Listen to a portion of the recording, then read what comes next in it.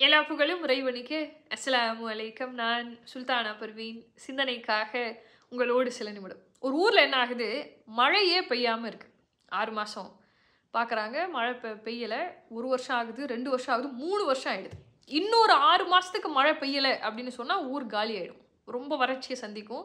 பெரிய பஞ்சம், வறுமையை அந்த ஊர் சந்திக்கும். இப்போ ஊர் மக்கள்லாம் கூடி பேசுறாங்க. இதே ஒரு நிலைமை தொடர்ந்துச்சு அப்படின்னு சொன்னா பயங்கரமான வறட்சியை நம்ம சந்திக்க போறோம். ஏதாவது ஒண்ணு பண்ணி மழையை வர வைக்கணும் அப்படின்னு சொல்லி பேசுறாங்க. நிறைய முன்னெடுப்புகளை எடுக்கிறாங்க. நிறைய விஷயங்கள் பண்றாங்க.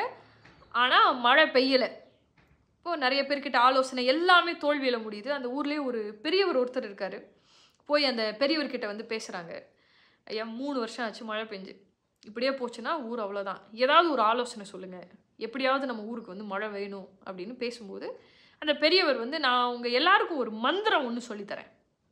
இன்னைக்கு முழுக்க உறுதியான நம்பிக்கையோட இறைவனிடத்துல நீங்க எல்லாரும் பிரார்த்தனை பண்ணுங்க. நாளைக்கு காலையில இதே நேரத்துல என்னை சந்திங்க, கண்டிப்பா மழை பெய்யும் அப்படின்னு சொல்றாரு.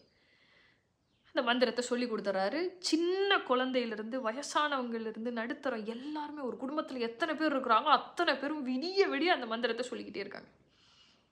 காலையில் ஆயிடுச்சு. அவர் சொன்ன அதே நேரம் ஒட்டுமொத்த ஊரும் அந்த பெரியவர் முன்னாடி நிற்குது. வானத்தை பார்க்குது, பெரியவரை பார்க்குது.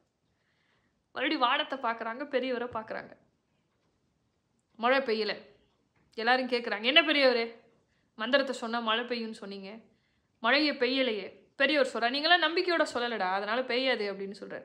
அது எப்படி நாங்கள் நம்பிக்கையோட சொல்லலைன்னு நீங்கள் சொல்லுவீங்க? சின்ன குழந்தையிலேருந்து வீட்டில் இருக்கிற ஒவ்வொருத்தரும் அந்த மந்திரத்தை விடிய விடிய சொல்லிக்கிட்டு இருந்திருக்கோம். அது எப்படி நாங்கள் நம்பிக்கை இல்லாமல் நாங்கள் எப்படி நம்ம சொல்ல முடியும் அப்படின்னு சொல்லி கேட்குறாரு.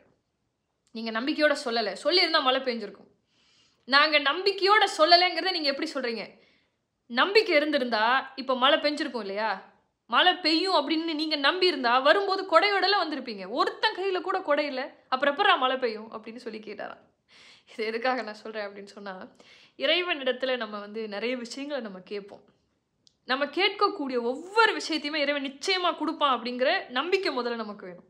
இப்போ நீங்கள் 1 கோடி ரூபாய் இறைவனிடத்தில் கேட்குறீங்க அப்படின்னு சொன்னால், கேட்ட மனசு உருகி நீங்கள் இறைவனிடத்தில் கேட்டதுக்கு பின்னாடி நீங்கள் என்ன செய்யணும் அப்படின்னு சொன்னால், அந்த 1 கோடி ரூபாய் கிடைச்ச உடனே நீங்கள் என்னெல்லாம் பண்ணுவீங்களோ அதுக்கான முயற்சி இப்போவே நீங்கள் பண்ண ஆரம்பிச்சிடணும். அதுதான் உண்மையான ஈமான். அதுதான் உண்மையான உறுதியோட இறைவனிடத்தில் கேட்குறது. அப்படி நீங்கள் கேட்டீங்க அப்படின்னு சொன்னால் நிச்சயமாக இறைவன் உங்களுக்கு எல்லாமே கொடுப்பான். யோசிச்சு பாருங்கள். அஸ்ஸலாமு அலைக்கும்.